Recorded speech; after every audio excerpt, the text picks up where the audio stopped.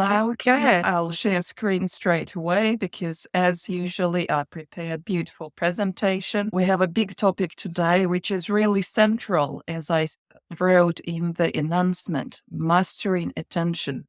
It's essential for anything we do, mastering our minds, and central to our minds would be our attention. Whatever we do personally, in personal development, professionally, and in general, quality of life will depend on it, and how I'll tell you in a few moments. So first of all, let me introduce myself once again for those who never met me before. My name is Oxana Bondarchuk, and I certified mind mirror practitioner and trainer, and also online events moderator for the Institute for the Awakened Mind. Maybe I've been with the Institute for the last 9 years or so. Time flies, really.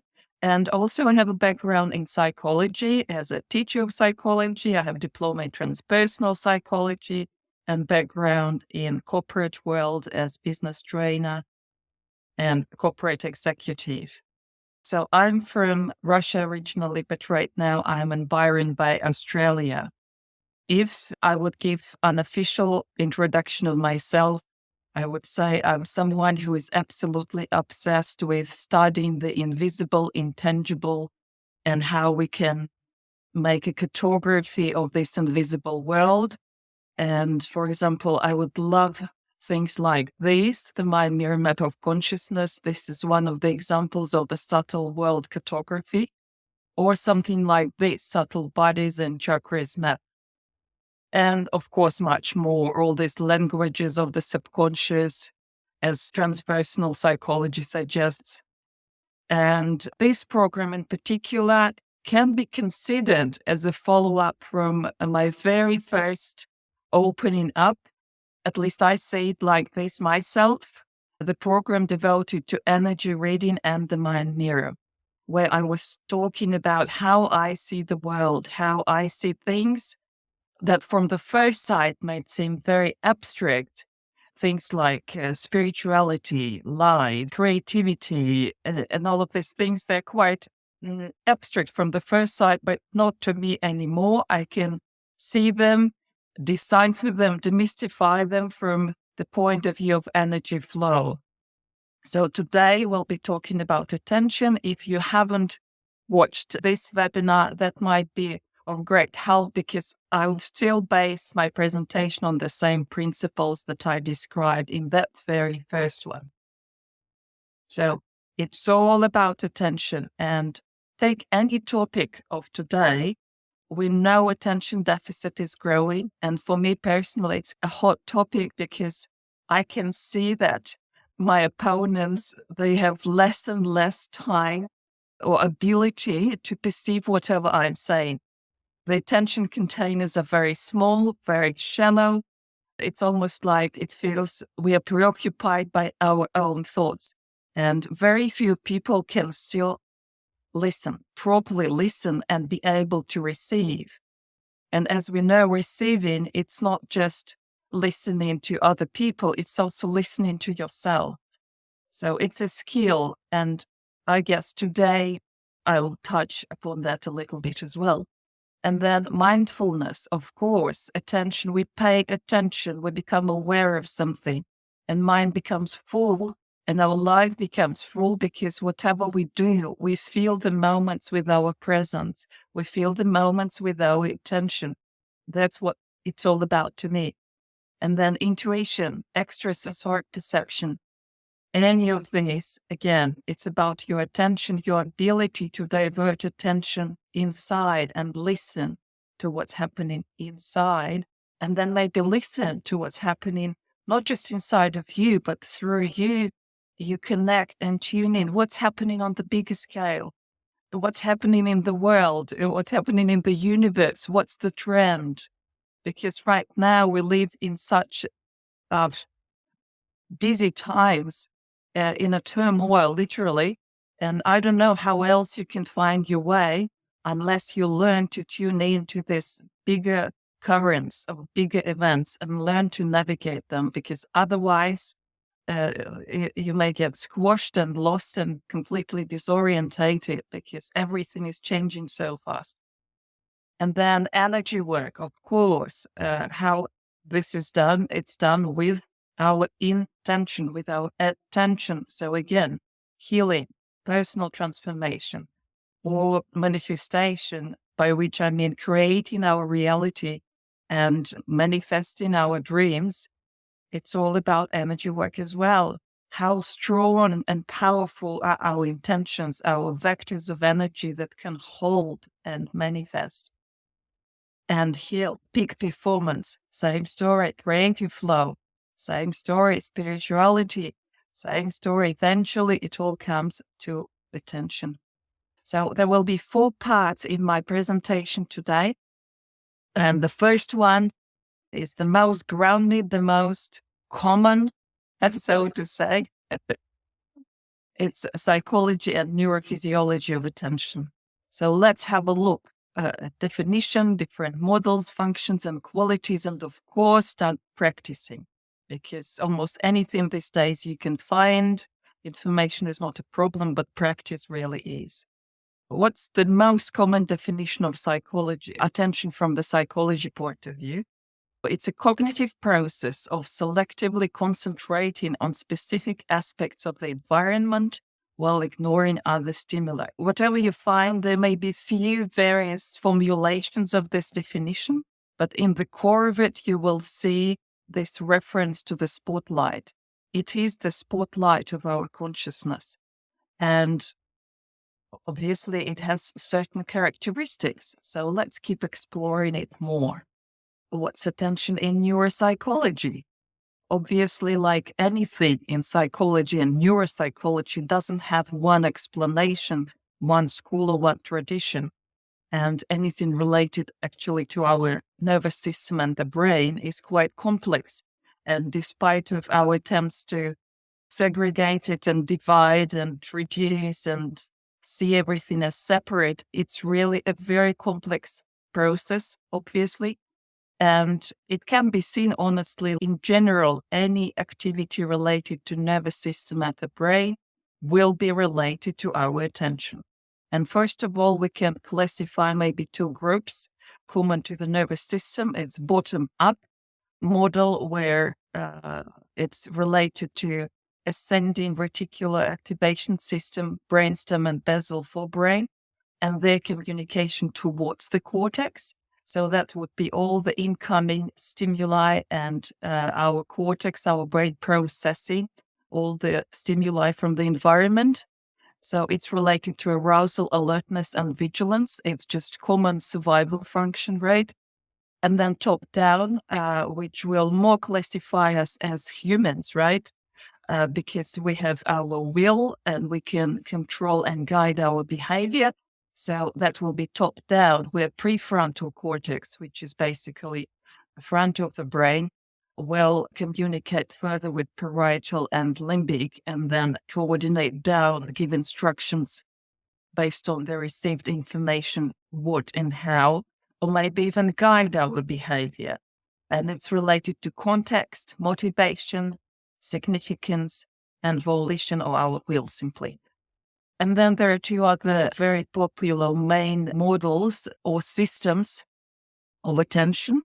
One called posterior system, which again orienting to sensory events. It's involuntary and helps us to orientate and see what's happening around us. So like any loud stimuli right now, sound would attract your attention naturally. And then anterior system, which is related to executive control. And this is voluntary. That's what I said. It's probably that system that we are most interested in if we are talking about mindfulness, if we are talking about any work we do with the mind mirror. It's more about this. So sustain attention to objects and events, select based on abstract information, and switching among tasks. And here on the pictures, you can see there's parts of the brain that will be related to our attention. Here in the bottom of the slide, there is a link that will take you to a beautiful article exploring in detail, seriously, a multitude of different models and theories and even every particular little function will be connected to what part of the brain is playing the key role there. So I invite you to have a look if you're interested to explore more. And of course, talking about neuropsychology, we can't skip neuromodulators, because this is the chemistry, this is the actual communication going on. And there are a few that particularly are related to attention and focus neuromodulators. So they will be acetylcholine, related to sensory perception and sustained attention. Probably most known, dopamine these days. We're all addicted to information. So now you are getting another load of information. A boost of your dopamine should be happening at any moment, related to your motivation and working memory. Norepinephrine, which is basically, in other words, can be called adrenaline. And by the name, we know it's related to our stress, or in other words, simply response, arousal, and alertness. And a couple of more glutamate, and which are responsible for just communication, just feeding the nerves and allowing the communication to happen. So thus they also participate and contribute to focus, flexibility, and inhibition. So if you really want to dive into the details, I did a beautiful program or series of programs a couple of years ago in 2022. And I discussed basic anatomy and neurophysiology, where I started from very scratch, describing every single part of the brain and touching every single brainwave group and where it comes from, what it stands for. So you're welcome to watch it. There is a video in our video gallery. So healthy attention eventually will come to our ability to effectively focus, sustain, and control our resources, to perceive, process, and respond to stimuli in the environment. Overall, as you can see, attention involves a very dynamic interplay of a few processes, not just really cognitive, but emotions are involved, because emotions help us highlight what's important, what's not, and thus they guide us. What's more important, obviously, will attract more of our attention. And physiological, because we are trapped in this earthly body. It's run on physiological basis that allow individuals to effectively engage with their surroundings, accomplish tasks, navigate daily life with efficiency and resilience. So here we come to the very, very first exercise. And just to make sure the flow of information is easy, I will invite you this time to maybe write some answers in chat box. So right now, when we are starting our class today, what do you think? How big and full is your attention container? Is your attention bucket empty or full?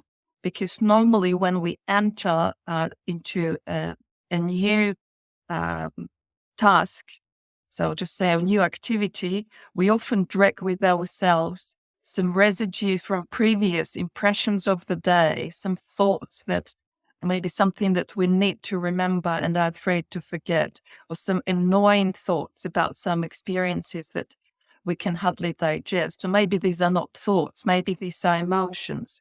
So if you have to rate yourself, and we know to study it well, we need to be open-minded, to be like a clear blackboard. So I'm inviting you now to rate maybe how busy your mind is, how ready you are to receive, where 1 would be I'm totally ready, and 10 would be I'm full as it's really hard. I don't have much capacity. So would you like to rate a little bit and provide some feedback?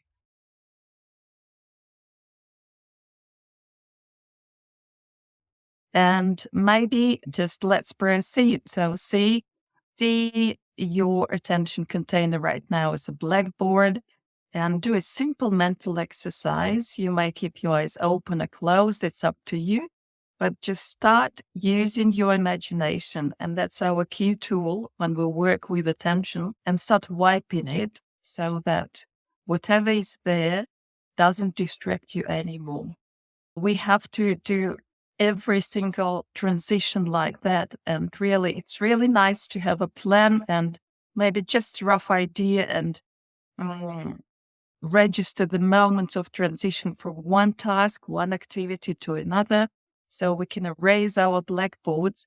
And when we enter the activity, we are fully there. Because, say, when you're driving a car, what's most important in this period of time that you are driving? The safety is the key. You might do all other things along the way, listen to the music, to podcast, talk to a passenger in the car, but really the priority would be safely arrive from point A to point B. And sometimes it's really good to be conscious of that, set the priority, set your goals, and be clear what's going on in the moment without dragging other things in.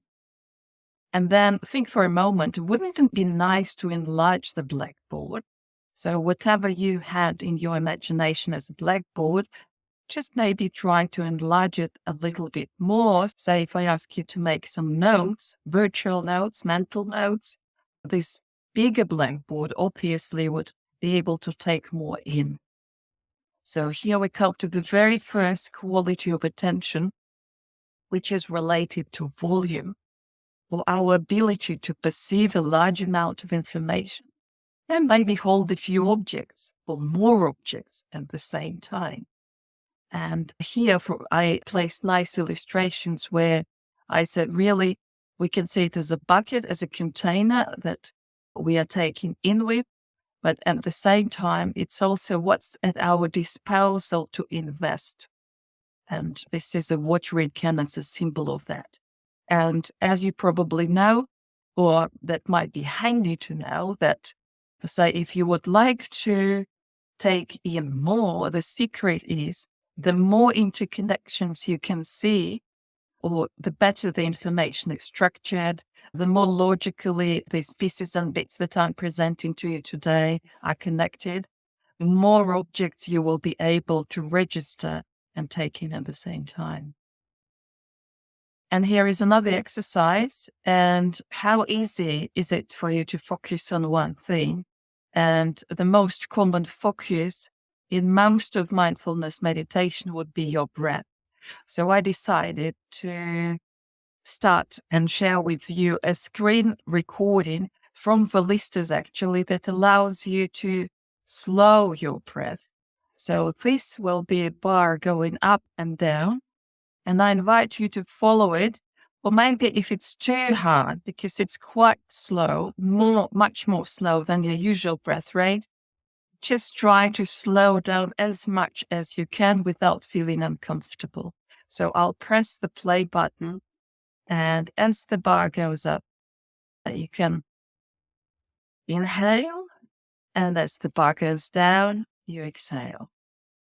And let's practice.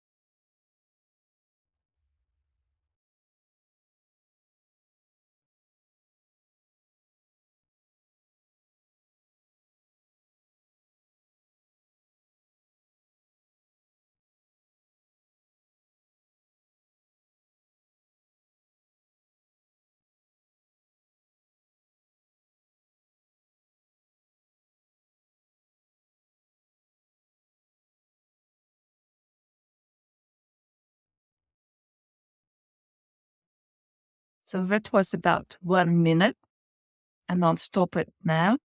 So if you like, you can tell me in chat or just answer yourself.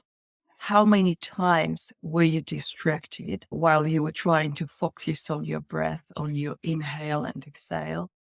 And I can be honest, I probably was distracted 5 times. It's really hard to focus on one thing. But again, here is one thing that is always with us. This is our breath. As long as we are alive, we're breathing. This is very natural process, very natural cycle of contraction and expansion. which pumps energy into the body and helps us to even control energy levels to some extent.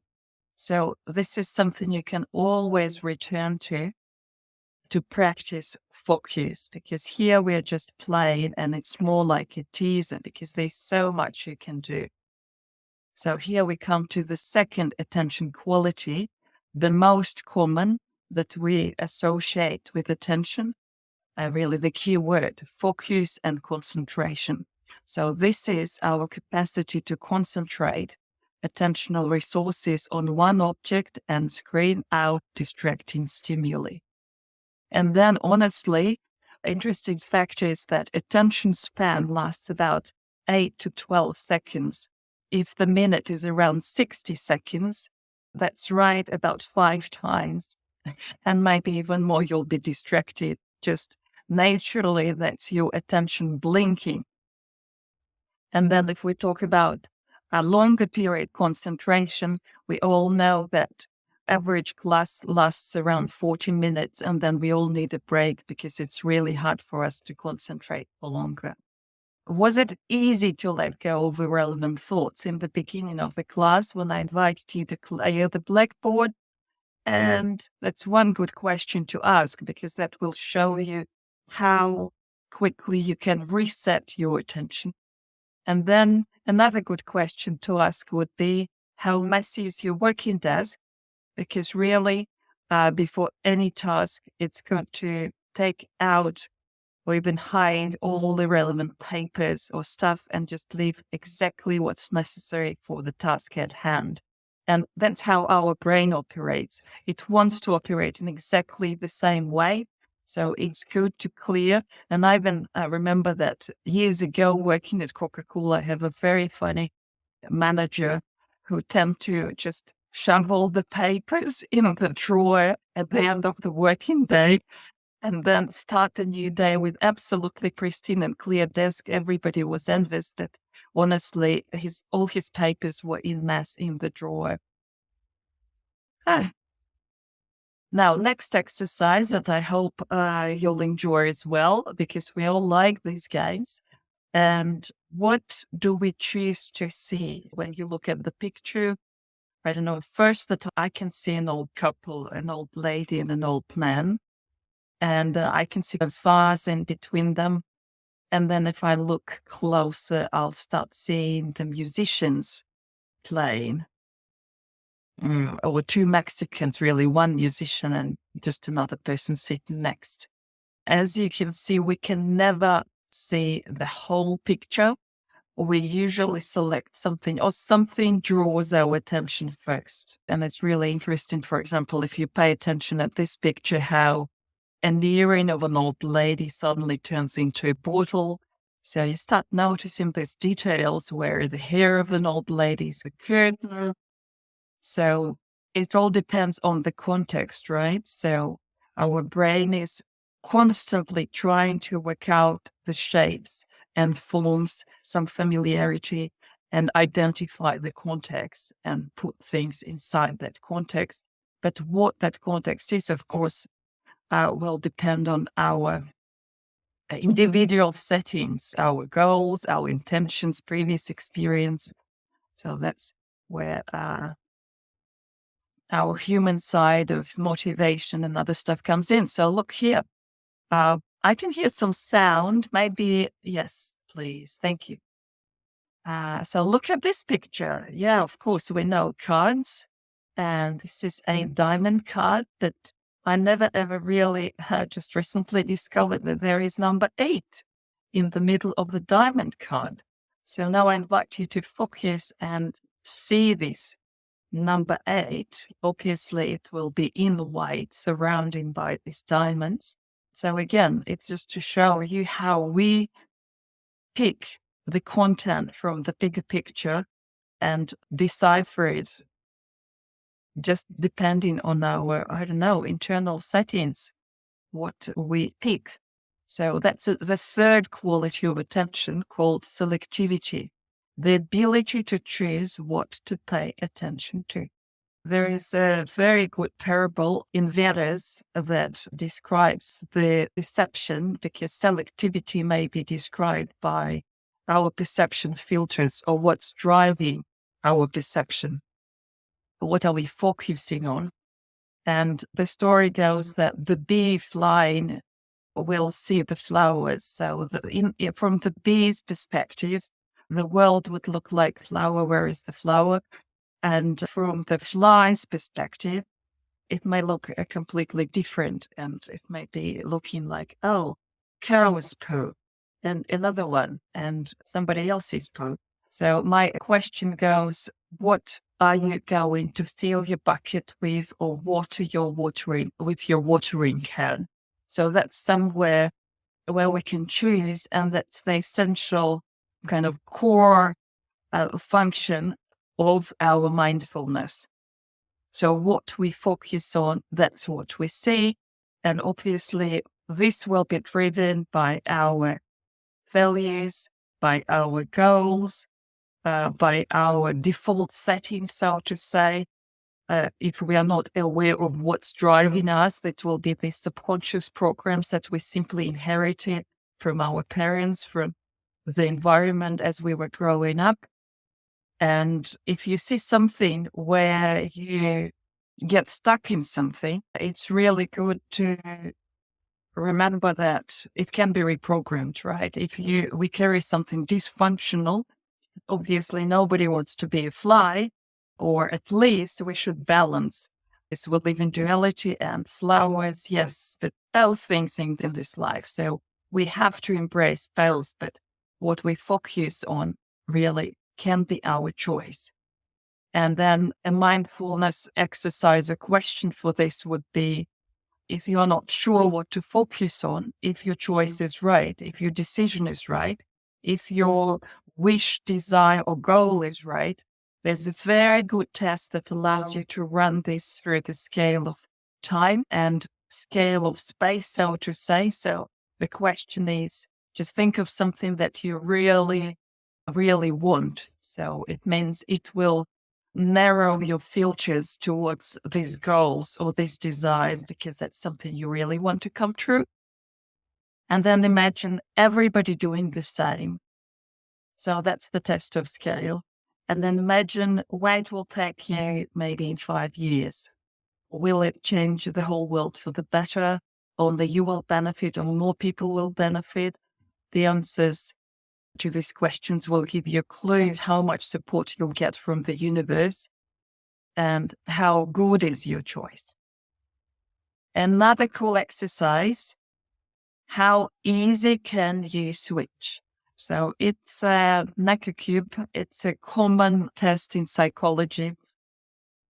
So you may look at the cube to the left, which is transparent, and you may see, most of the people will probably see front face of the cube below to the left, which would be this one, this facet.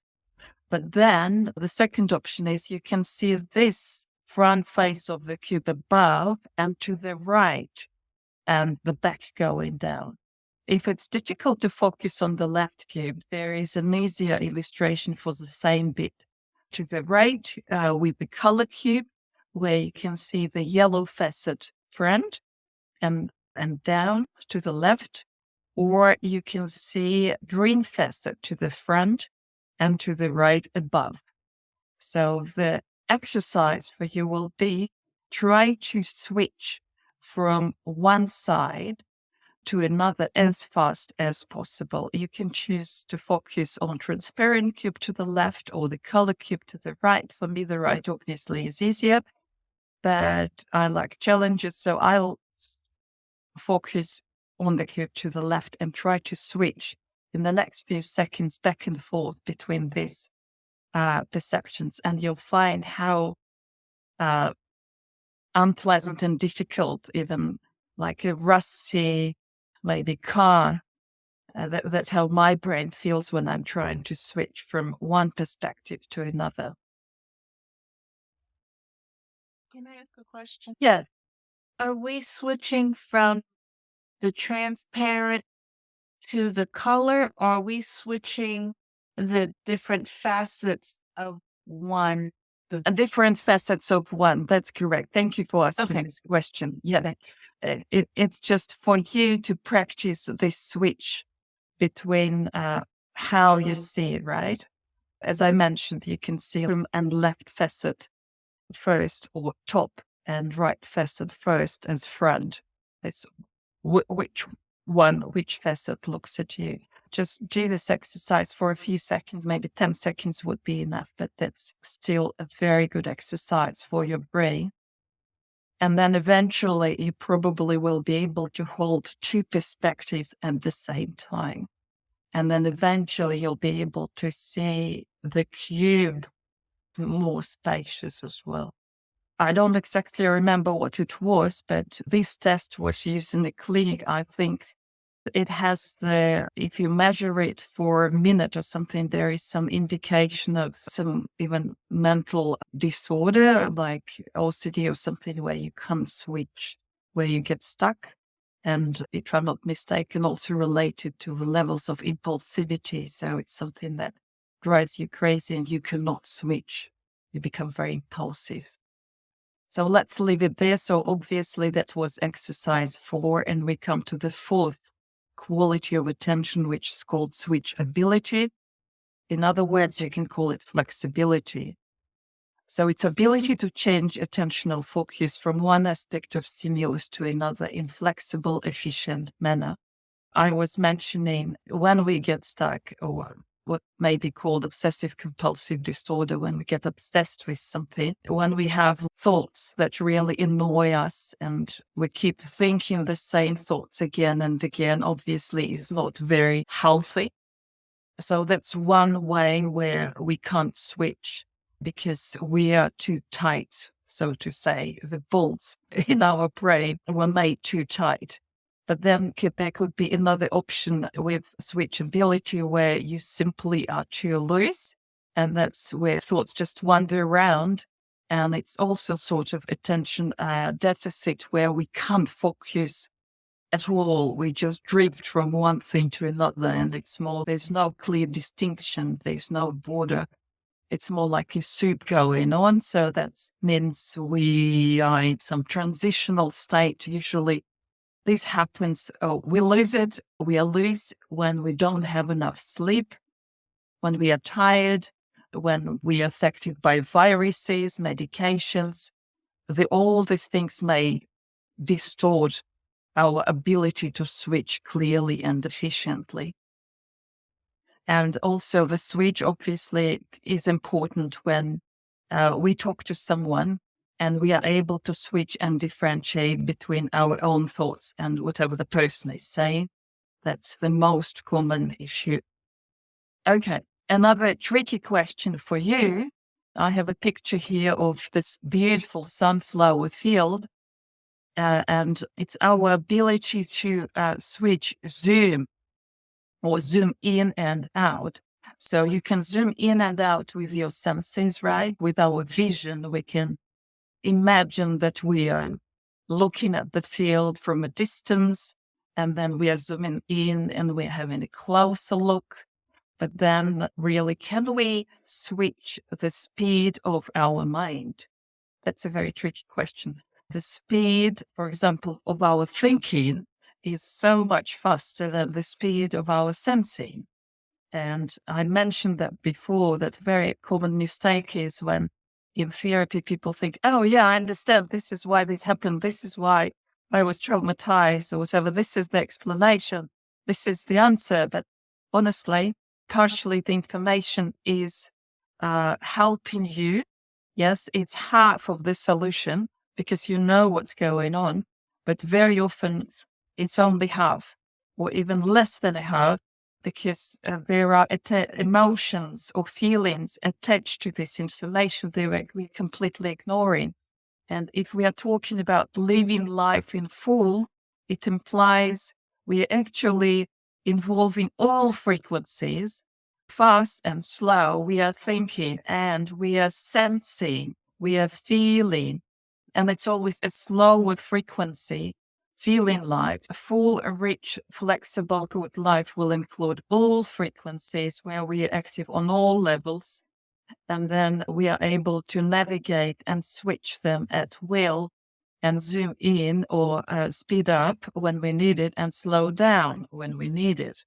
That's why, again, common advice would be how often we stop and smell the rose in the garden, or how often we stop and just, I don't know, listen to the sound of waterfall or the river splashing on the rocks. All of this will help us to slow down, balance out, and make our life richer. One more exercise, that should be exercise 5. How many objects can we focus at the same time? So here comes another little exercise for you. For this one, you can quickly look at the picture, then close your eyes, and then focus in the center of your right hand and in the center of the palm of your right hand. And then focus in the center of the palm of your left hand. Can you hold attention in both hands at the same time? Center of your right hand and center of your left hand. It's not that hard.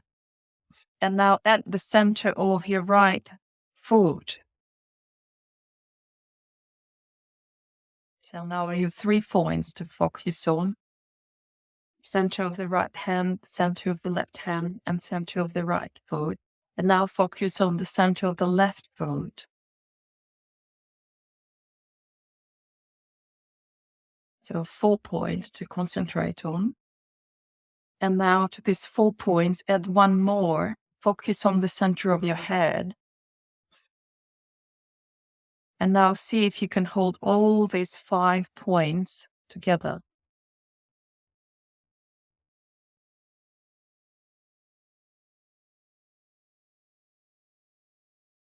So now you can open your eyes and just register how it was for yourself. And obviously this is called distribution. So when we are able to process more than one set of information at a time, in our exercise, this were just points of concentration, not information. But of course, in real world, it stretches much further, and we'll do a couple of more exercises on that in the end, because actually proper exercise would involve all of the qualities of attention, where you need your volume, you need switchability, you need focus, you need distribution, you need all of it. So the interesting fact is that adults can hold 2 to 6 objects at the same time. So now we had 5, it's accessible.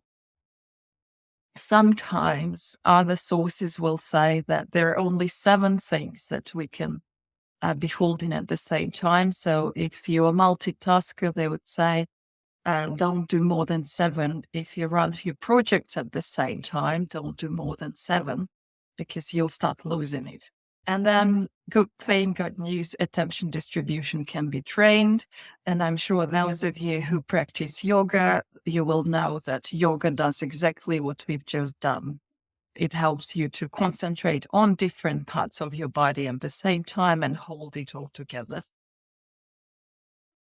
By the way, another exercise, a good exercise for holding lots of information together would be constellations, because they train family constellations as a type of therapeutic technique where they really train your attention to stay on few people and what's in between and what's above. But we'll talk about it later. There'll be good exercise for you.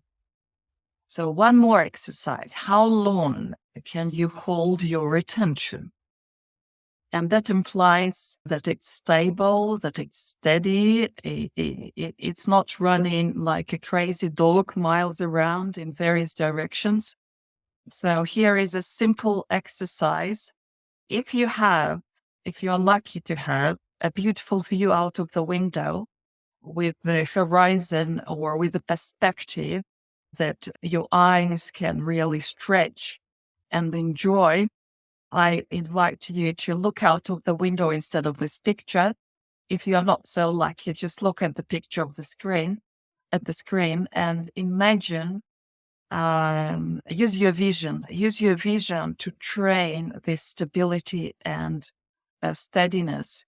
So draw a straight line, the little kind of sun reflection, some reflections of the sun, this path on the water could be your guide. So just draw a straight line to the very end of the horizon.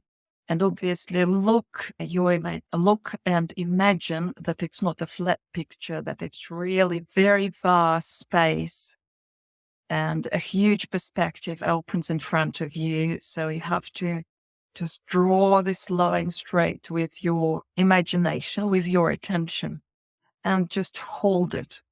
I'll maybe count till 10 or 20 or 30, just 10, 20, 30 seconds. And let's see how stable you can hold it. A picture is not really good. It would be much better if you're looking out of the window as far as you can. Or simply next time you go to a lookout with a beautiful view. So just focus on the horizon, on the furthest possible point, and hold this. Hold as if you drew a line with your attention, imagination, and hold it.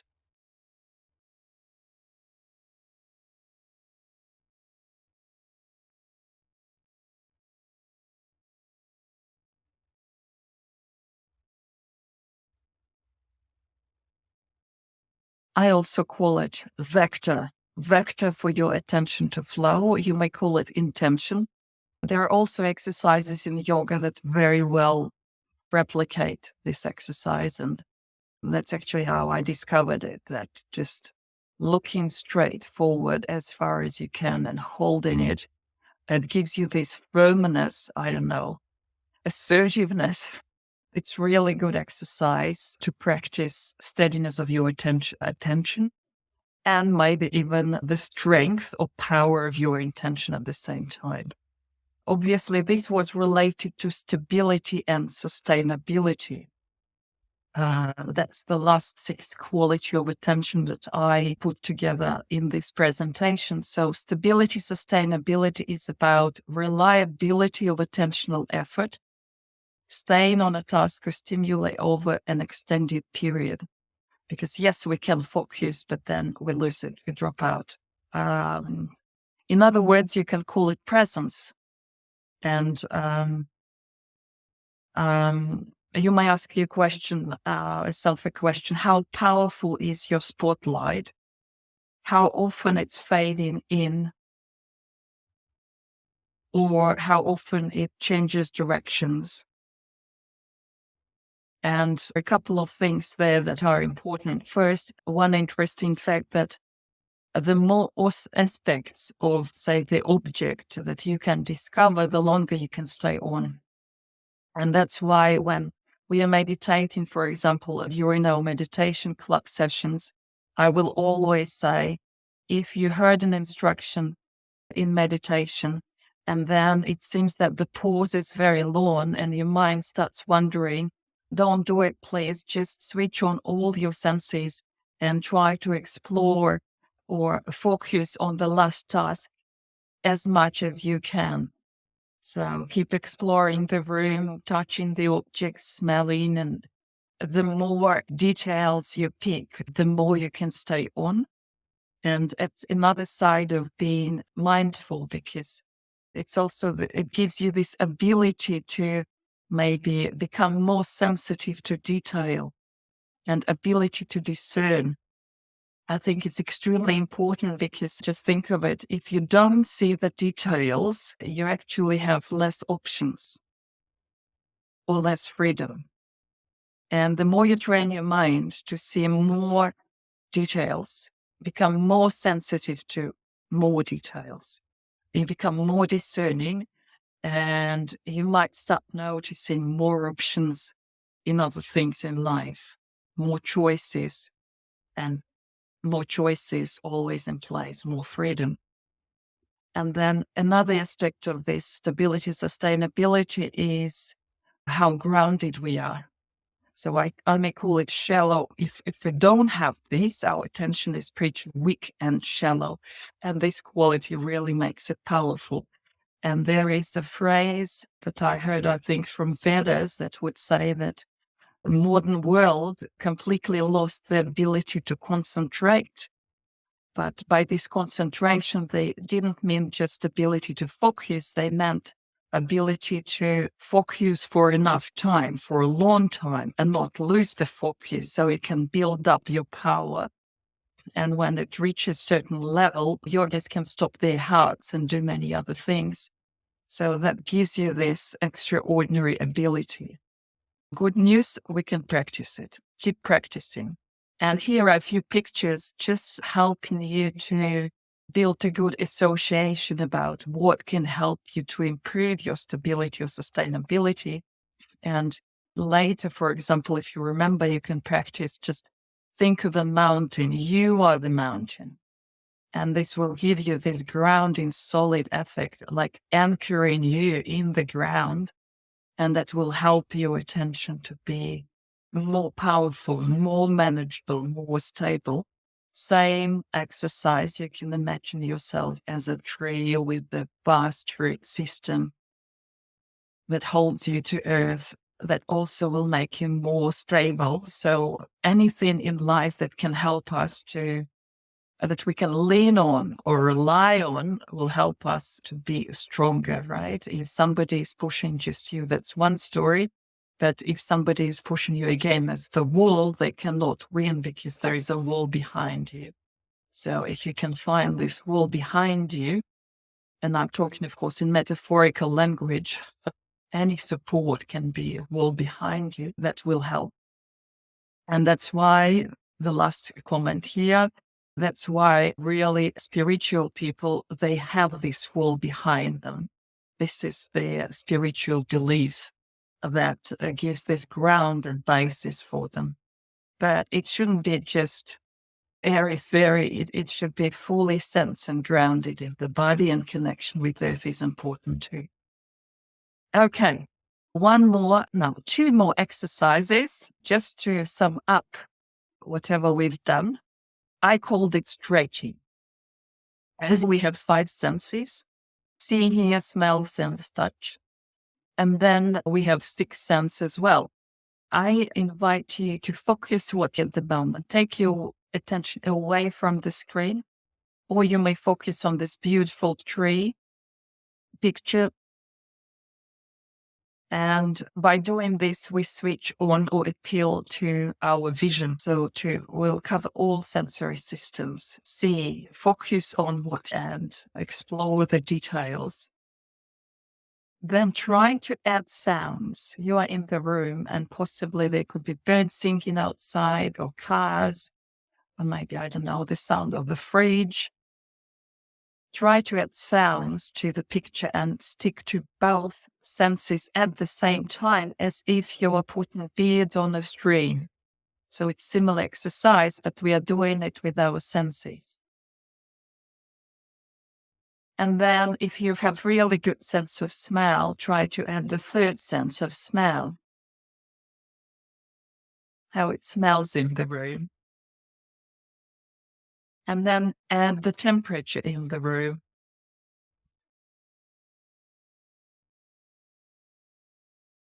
I bet at this time, in this moment, it might become difficult, but that's okay. Just hold on to as many senses as you can, or sensations.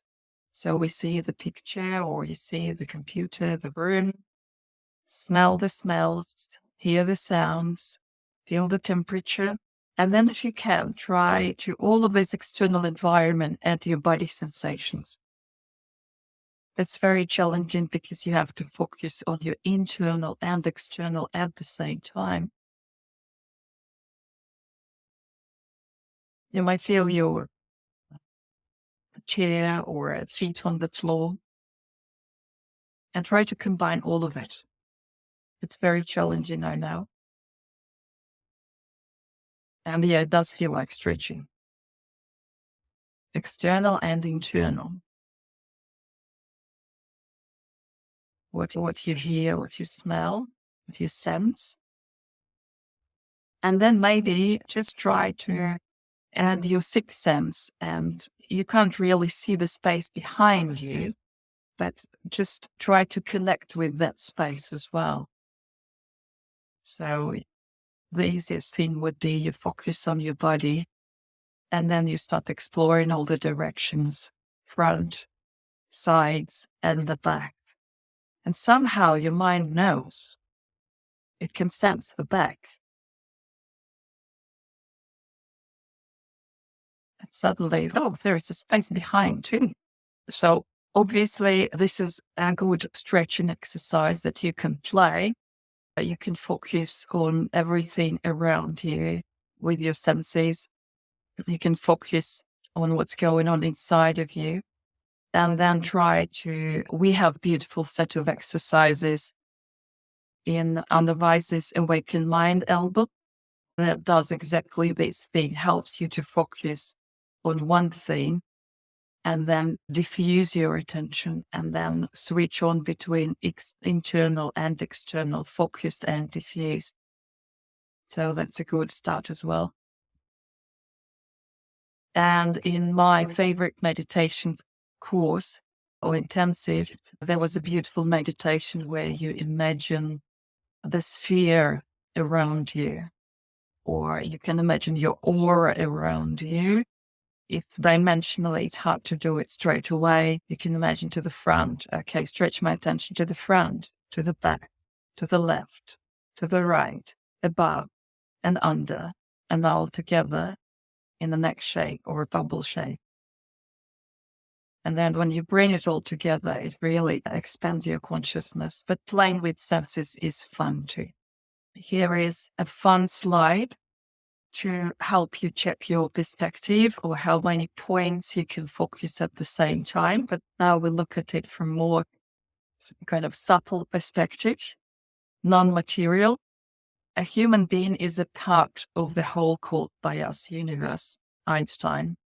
So you can see 4 pictures. I am, you are, we are, the world is. And the last one represents the flower of life, that sacred geometric symbol of a universal life where we all are interconnected.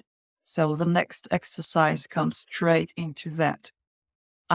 We've done similar exercise some time ago in another program, but I'll present it differently right now. So there are 4 perspectives.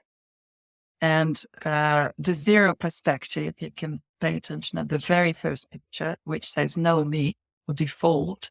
You may question what that is when we look out into the world and we actually can't really and properly see it. We look through the prism of our default settings, or this may be, I don't know, family settings, social settings, mainstream perception. How I supposed to see this thing? And that's suppose that was its meant. So you don't really see another person, for example, as one truly is. You see what you're supposed to see, or through the labels and templates given to you by other people. So that's the first one, which actually says know me, which would mean unconscious to us. And then first perspective, that would be me. That means you clearly see yourself, your interests, what you want. You hear yourself. That's common. That's where we all are if we are normal. And then second perspective, that's trickier when you start seeing yourself from a side, yourself from maybe observer's position or from another person's view. And you can see where that person is coming from. So you can see yourself through other person's eyes. Let's put it this way. And then the third one, this is when you can see you both, yourself and your opponent at once. So there's no longer separate you. There is no longer separate other person, but combined, as you can see. I see me, I see you, and I see us, what's driving both of us. So that's obviously higher perspective. And then the one we should all aim to be in is called systemic. So in some other sources, it might be called meta perspective. This is where you are able to see yourself and other people, more than one opponent. You can see their points of view, not just your own. And then you can see the bigger perspective for everyone. So you can float above and see what's going on in between. And this in between becomes really important. My question here would be, how far is your perception from systemic position or systemic perspective? This is the last one where you see your own perspective, another, and more. I, you, they, in between, and meta position all above, how we all are linked together and what can be done in the interest of everyone. So that's really the meta position. So we finished with part 1, which is the most common, simple, maybe simple. But let's move on to exploration of attention from other angles. Languages on attention. Language groups, explanations, synonyms, hidden wisdom. I really was excited to explore this because I know that in Russian language, the word attention is completely different to what we know in English. Saying attention in English will relate to focusing the mind on something, state of being aware of something, dealing or taking care of something. And there is a list of synonyms related to this: concentration, absorption, immersion, obsession, awareness.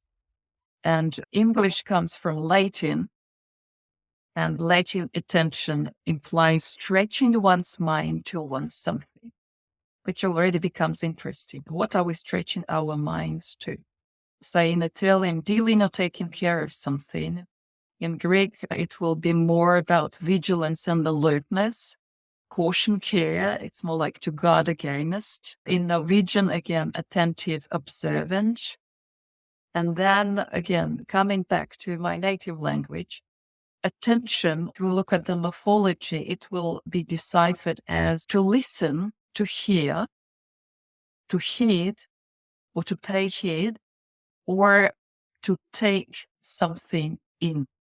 So it literally implies you're receiving something. I thought that's very interesting. And if I look in other language groups like Hindu, Chinese, Arabic, Hawaiian, Japanese, Swahili, it goes even further. And you can see these cultural differences to what meaning is invested in this word. So in Hindu, it will be obviously about meditation, focus.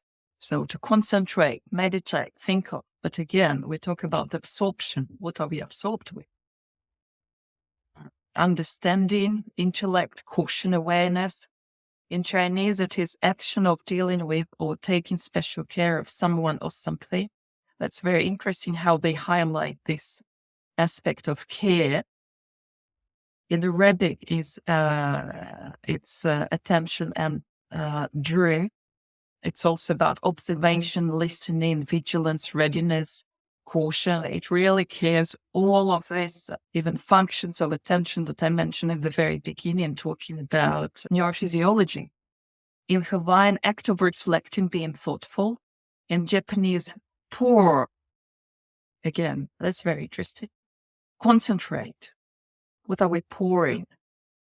In Swahili, it's even more interesting. It's called priority, which shows that, our attention is driven by our dominant needs, goals, motivations. In one word, priorities. To summarize, so we don't drift too far, attentive, what means being focused, concentrated. At the same time, language suggests that attentive means caring, considering, aware, mindful, reflective. It's also attending, present, immersed, absorbed. So this is something which I guess relates to being conscious. And then vigilant, cautious, alert, which is, I think, this first facet or aspect of attention that we all know, which basically draws our inner resources towards danger and survival.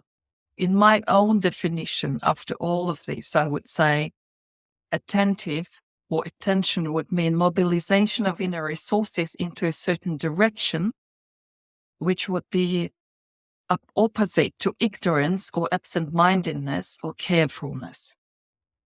And again, in Vedas, they differentiate three gunas or three states of mind or three states of being. And ignorance is the very bottom one.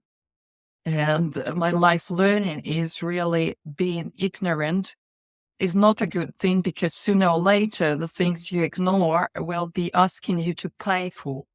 So the longer you ignore something, the higher price you will pay.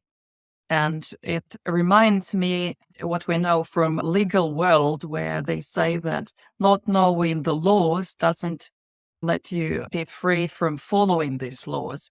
In similar ways, I can say not knowing the universal laws or higher order doesn't give us exemption from following these laws. And whenever we break this order or distort the natural flow, we will be invited to pay. And again, the word itself, pay attention, that's very interesting. It turns into a currency, right? So it is a life currency. This question here, it doesn't really mean you have to answer it. It's more like you have to ponder on it and take it with you. So what are we allocating? Because we attend to something, we take in something. What are we acknowledging? What are we taking in or channeling? What are we mobilizing? We go into more subtle levels. And now I invite you to do a mini meditation that will help you to answer probably all of these questions. So please take a comfortable position and close your eyes. If you don't feel like doing this meditation, this is also fine, but I really invite you and recommend you to try it. It won't take long. It's really mini meditation. So let's do it. Please find a comfortable position and close your eyes. Feel your feet on the floor and make sure your arms and legs are not crossed. Keeping your eyes closed, mentally focus on your body. And bring your attention to the very middle of your head. And observe any sensations being born there in the middle of your head. Whatever comes up there, do not conceptualize, just watch these sensations.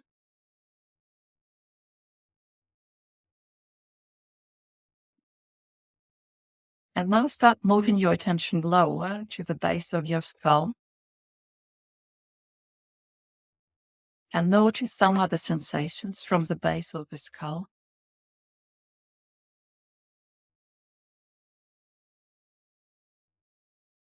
And now go lower and a little bit inside to the very root of your tongue. And as we all know, anatomically, the tongue is quite long and it goes all the way down into our throat. Just travel that path, relaxing your tongue and going the whole way down to the very bottom of your throat.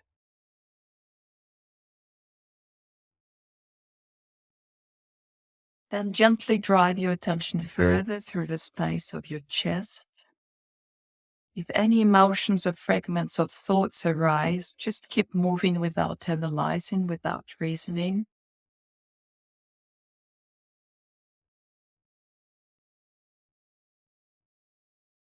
Take your attention to the base of the torso, acknowledging your sensations as you move into the space of your thighs. And let your attention glide through them, further down towards your shin and ankles. And keep noticing any sensations along the way.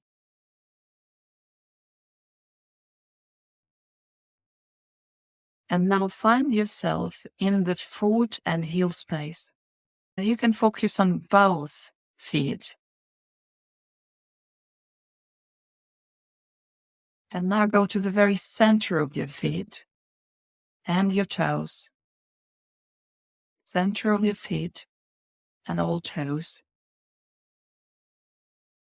Once you get there, try to feel and select the space where your big toe is.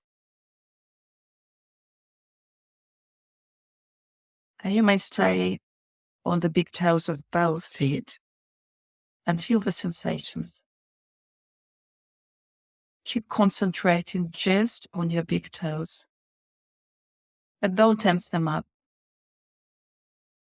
And for a few moments, just keep your attention there. Don't go anywhere else. Just your big toes on both feet. You may soon notice that just from your attention focus on that area, there will be some new unusual sensations. This might be sensitive to subtle movement, maybe vibration, maybe heat. Maybe your big toes suddenly started seeming bigger and growing. Figure it out. And the longer you stay, the more clearly you will feel how great your sensations become in that area. So we're still with the big toes. And now you may notice that the sensations of your big toes is so great that it's literally difficult for you to keep your attention in that little part of the body. And they may be about to explode. And in some point, right now, allow yourself to extend the zone of your attention to add another toe, one at a time, and another toe.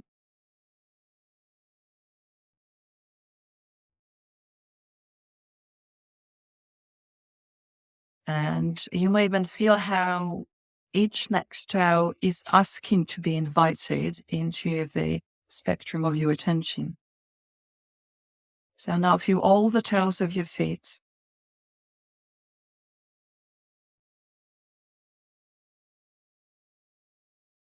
And now let the zone of your attention expand to the central part of your foot. All the toes and the central part of your feet. Stay there. And you might feel this expansion building up that it's really harder to hold.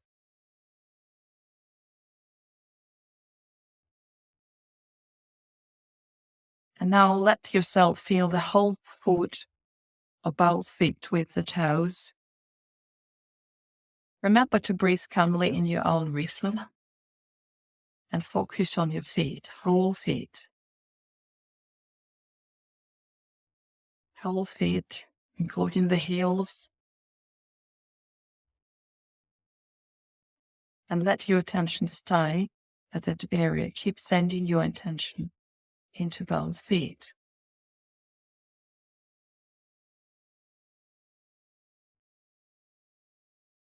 And now focus on this tension caused by your attention and see how it's building up, how it increases literally to the point of trembling maybe, and how desperate you might be to let go and go higher. But hold on, just keep it there for now. Deliberately not let your attention go further, only after the ankle joins. The density of the feeling should build up, may become denser and denser. So hold your attention there, just below your ankle joints. Feel this energy density until you cannot keep it any longer, and just let your attention flow up the muscles, up your shin ankles and up the body. And you may see your attention literally flooding the body space up, out of your control. So observe these sensations and then come back and open your eyes.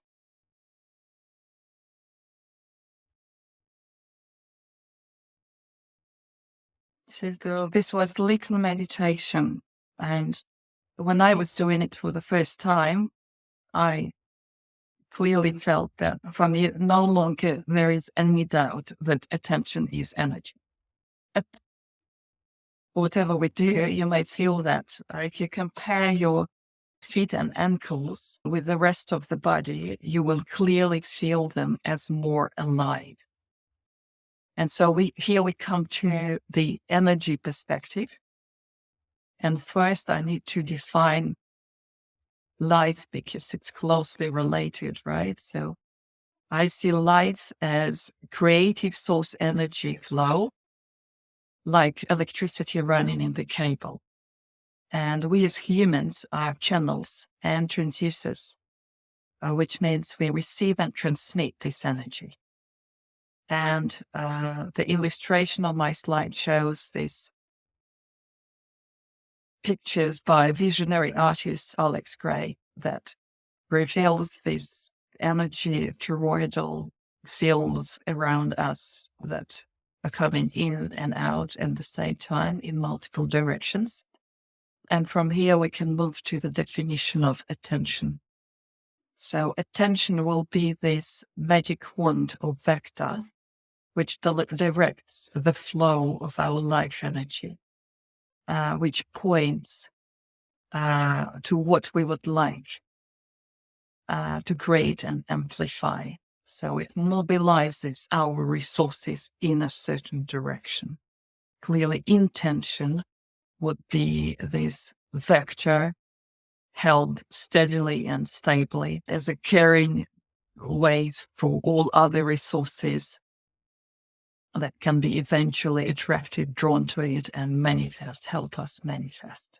And there is another famous parable that I mentioned. I think it's Indian Americans. It goes, the animal you feed most within you will win. So there was a black wolf and a white wolf, and somebody asked the American elder, which one would win? And the answer was the one you feed. So paying attention is like watering and fertilizing what we'd like to grow. And obviously, the more attention we give, the more energy comes in. And we should be mindful where we invest.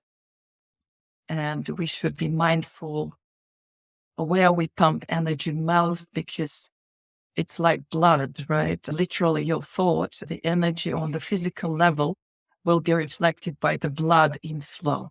So blood will be the reference. And in another program, 12 interesting facts about the human brain, I mentioned that fact that it's literally reflected. Brainwaves reflect that. So when you think of something, the energy comes in and the blood flows in. So we become more sensitive to something. So that's why if we want to improve something, it requires more energy. So we become more sensitive, and thus we can differentiate more details.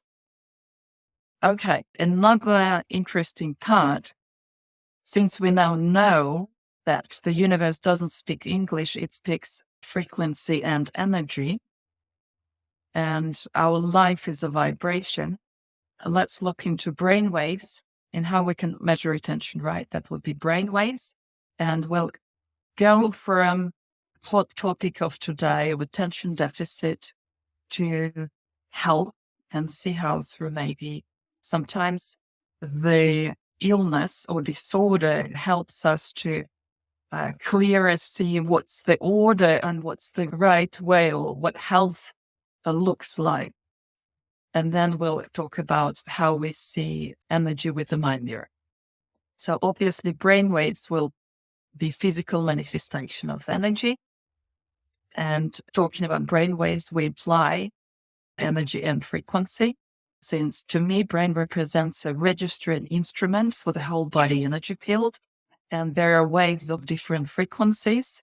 And here they're well depicted: delta, long one, theta a bit faster, alpha a bit faster, beta, and gamma the fastest. I wouldn't stop here and move on, because they're not the main focus of the presentation. So attention is a function of speed or frequency. Something that normally we consider as absolutely abstract can actually be measured by brainwaves. in simple words, we can say that in every single moment of our life, our brain works at a certain optimal speed or pace, which is represented by a balanced interplay of brain waves. And to give the very basics of it, look to this chart to the left, where we can see the arousal scale. Because we know that's why I said at any moment of time, because in 24 hours, we go through different cycles. We sleep, we wake up, and we're a bit slow. This is lower arousal. And sleep would be the slowest brain waves of delta, deep sleep. REM sleep or dreaming sleep will be theta. Then as we wake up slowly in the morning, that would be alpha. Gradual transition from intangible world into material world, right? We are getting back into our bodies. And then usually we have strong tea or coffee in the morning, and that helps our brain to run faster. And we get more and more aroused. We need faster brain waves to learn, and beta makes us human because that's related to our language. And that makes us different from animal world. And it makes us different in a way that we can think abstract terms, we can make plans, we can set goals, and we can control and direct our behavior. So mobilize all our resources in a certain direction. And that's what attention is, right? And then if it gets too high, like high beta would be stress, panic, anxiety, or like emergency mode, and that's not good. Either. So here you can see normal function is somewhere in between, which would represent a balance of slower and faster brainwaves. So that's as simple as that. And then here is a chart which also shows the speed that I just mentioned, and amplitudes. Speed goes here, 1 Hz slowest, for 8 theta, 812 alpha. In my mirror world, we see slightly different ranges. I took this from neurofeedback world because our state of mind is a correlate of physiological arousal, right? And I just mentioned that. So too much beta would be mind chatter, unable to relax and tense. Okay, and let's go to attention deficit. So deficit means, our attention is shallow, and it's a neurodevelopmental disorder where we can see it as somebody being not attentive, inattentive, hyperactive. There could be signs of impulsive behavior. People struggle with sustaining focus and concentrate on tasks, leading to frequent distractions and difficulties completing tasks. And honestly, this most of us these days. And I wanted to emphasize that it may be interesting to see that it's a combination of two brainwave categories that contribute to this. And they could be, it's the ratio between beta and theta. And this ratio could be wrong because of too much beta and not enough theta. And that's where I often find myself, because I also have gamma, which is ultra active. And basically, we talked about the stability and sustainability and groundedness. So that's what that would be. Low theta would mean lots of thoughts and no grounding. I'm losing my body, I'm losing this grounding, and I'm often distracted or hyperactive. So it means like how the symptoms can talk a lot and very fast. Yes. Hyperactivity can be mental. Yes. Lots of happening at the same time in my mind. Can have a need to move and always be on the go. Yes. It's hard to sit still.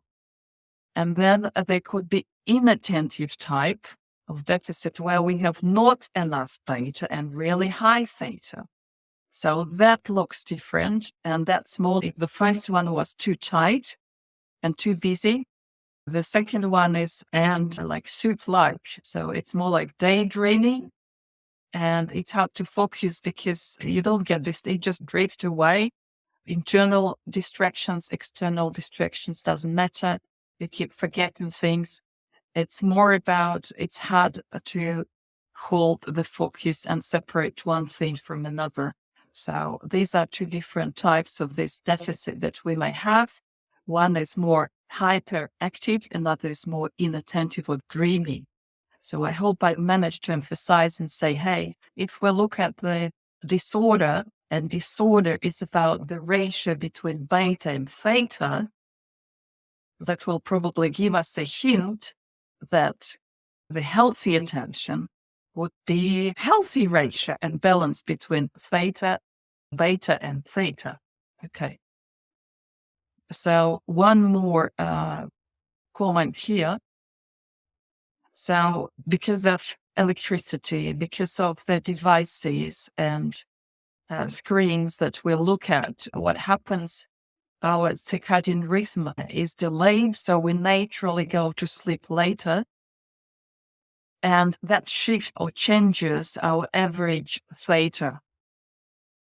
I wouldn't overload with detail, but basically our theta becomes, it affects, it used, as I said, beta theta used to be diagnostic biomarker for ADHD or attention deficit.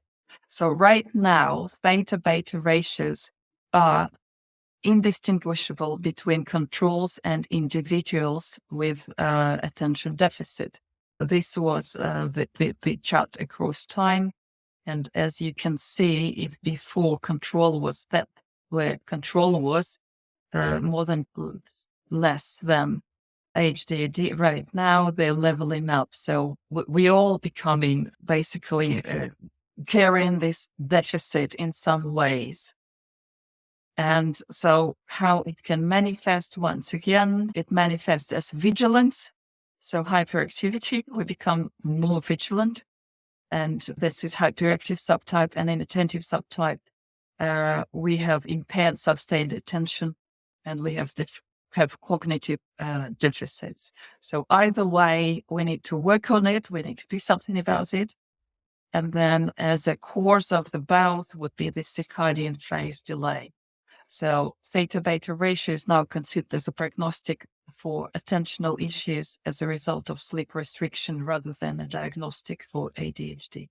So that's true, and you don't have to go too far because we all know self-regulation is completely disrupted and something that's supposed to happen naturally, where you go to sleep and you sleep when you need to sleep, you slow down, and you wake up when you need to wake up, sun comes out and you're ready to, like, for your daily activities. It's no longer the case. Sleepy pill at night, coffee in the morning. That's the most common case. So the ratio would be as defined by Paul Swingle and clinical neurofeedback world. Theta beta normal should be 1.8 to 2.2. Obviously, theta should be always bigger than beta. And it's bigger, at least 1.5. That's critical kind of barrier below which we are talking about disorder. So here, let's jump to those of you who don't know how brainwaves look like. That's how they look like. With the mind mirror, we see them as bars, and we see the frequencies, the slowest in the bottom, delta, theta, alpha, beta. Don't see gamma here, and that would be the amplitude of volume, how loud they are. So that's how we see the brainwaves in the mind mirror. And here I have a little blind test before we move on, so we could have a little bit more fun. If you have just a quick look at these three pictures, it's tornado vortex going up, tornado vortex going down, and you see a ball of energy. So which one you think would be the most balanced and stable? I guess you don't have to think twice, because if we talk about tumbling over any of unevenly distributed shapes, energy shapes, they could be easily tumbled over, right? It's not stable. And sphere or circle, if we look at in 2D, would represent the most stable shape. And that's literally how we look at frequencies with the or brainwave categories with the mind mirror. So fast, if we look, fast would be on the top, and that's conscious, slow in the bottom, and that's subconscious, fast again, in externally oriented, slow, internally oriented. And we are trying to balance the both. So what I'm trying to say, fast, externally oriented conscious would represent beta, slow, internally oriented subconscious would represent theta. And clearly, something approximating the sphere would be the third shape, would be closest to representing the balance. So we do have our own formula. We call it awakened mind. You may call it peak performance formula as well, associated with the state of flow, if these words are not, if this is not new to you, flow state. And beta theta ratio would be 1.6. So it does fit and correlate with the clinical world as well. And we say beta should be 1, alpha should be 2. Alpha sits in between beta and theta as a bridge. And in neurofeedback, if you look at the function of beta and alpha, so they both, the interplay, they're like different sides of the coin. As beta goes up, alpha goes down. As beta goes down, alpha goes up. So they literally represent just different sides of the same prose in a way. And here to inspire you and motivate you a little bit more, I provided 2 citations from Einstein and Tesla. So Einstein would say, we are slowed down sound and light waves, a walking bundle of frequencies tuned into the cosmos. We are souls dressed up in sacred biochemical garments, and our bodies are the instruments through which our souls play their music. And Tesla would say, my brain is only a receiver in the universe. There is a core from which we obtain knowledge, strength, and inspiration.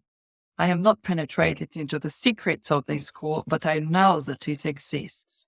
Big brains, they suggest that what we think we are, and that's represented by beta, and what we truly are, you can call it maybe the spirit, theta, they come together. Our conscious mind, our identity as we know ourselves and what we think we are should be balanced out. Material with spiritual beta, conscious with subconscious beta, and theta.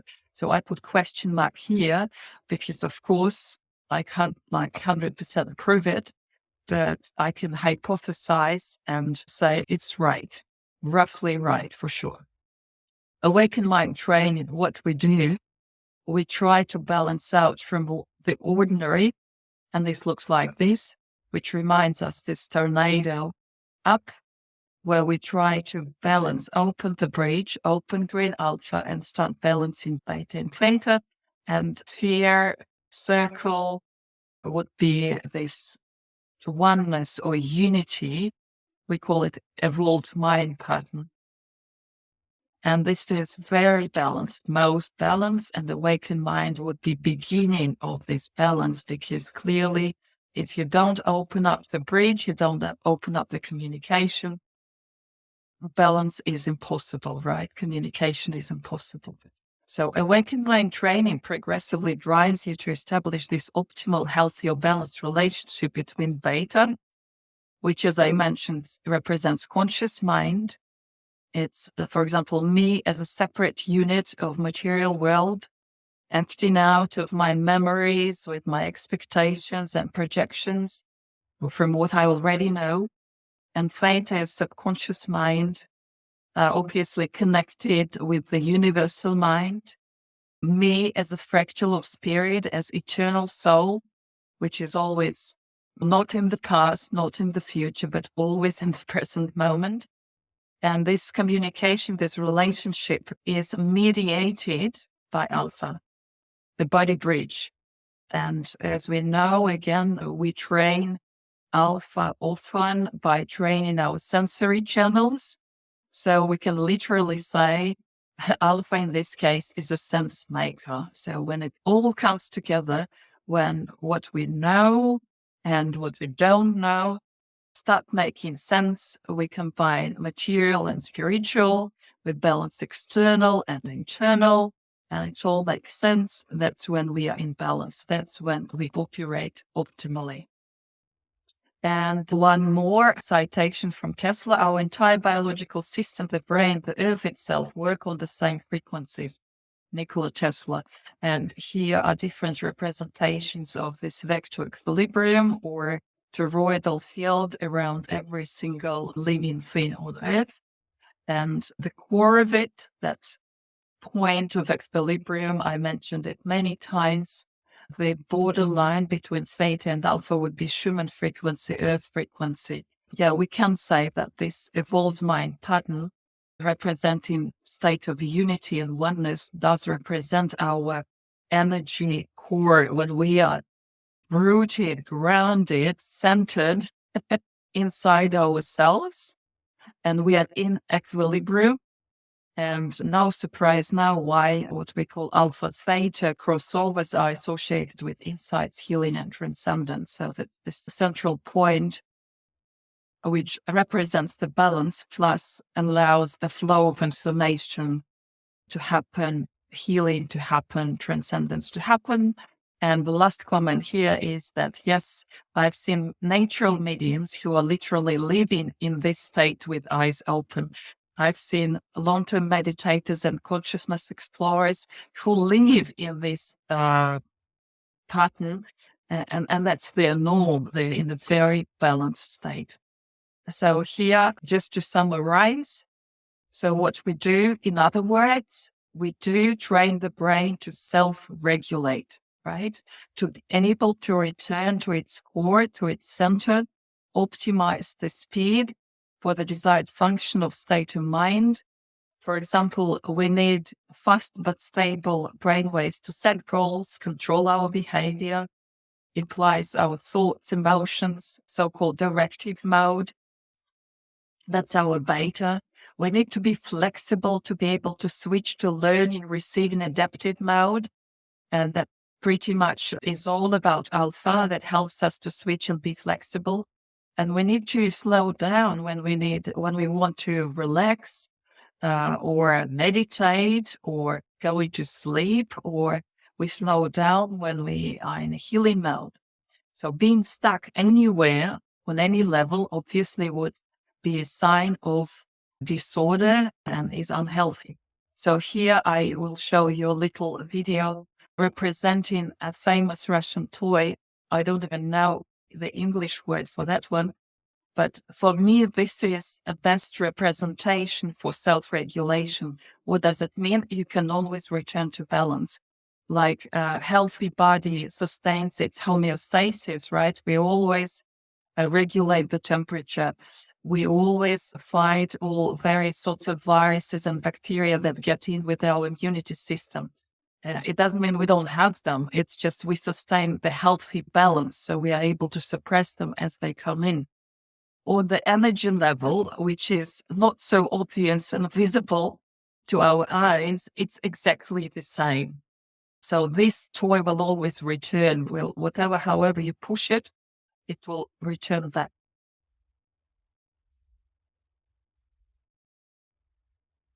So it has this center, it has this core. So in a way, we are similar.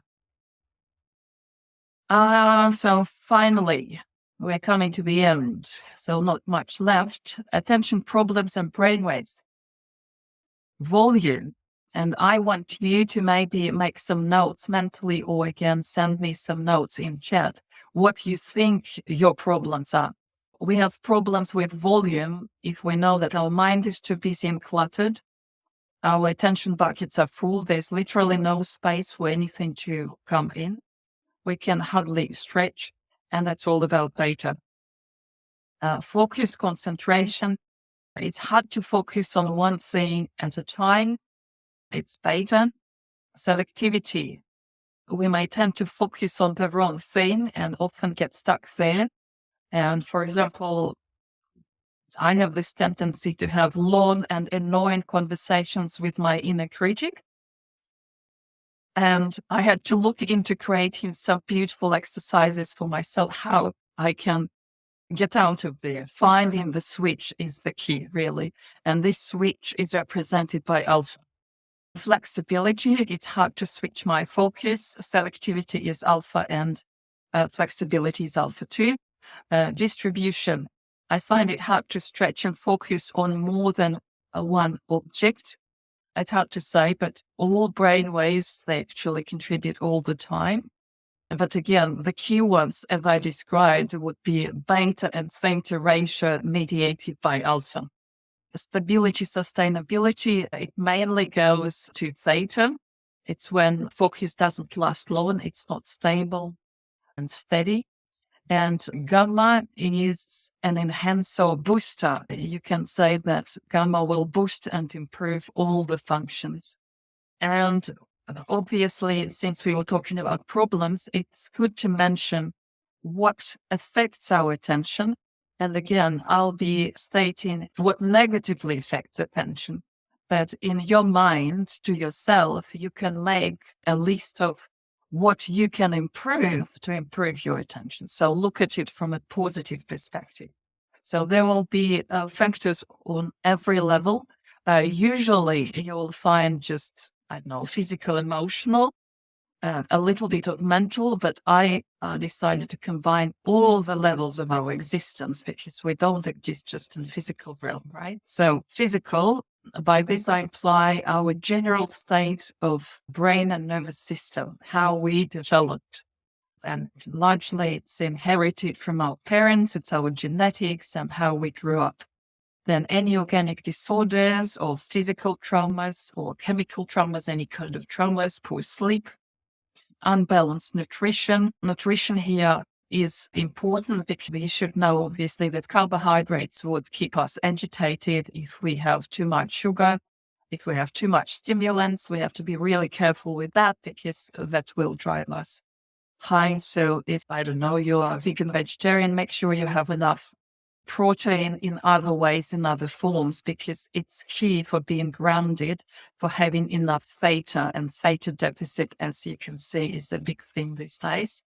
Then medications will distort the balance, and you may find yourself probably becoming more loose, what I call being loose, your thoughts wandering and struggling to concentrate.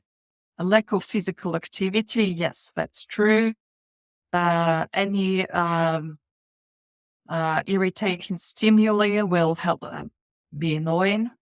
Fatigue, illness, that's obvious. Emotional stress, this is the key thing that contradicts or fights our attention.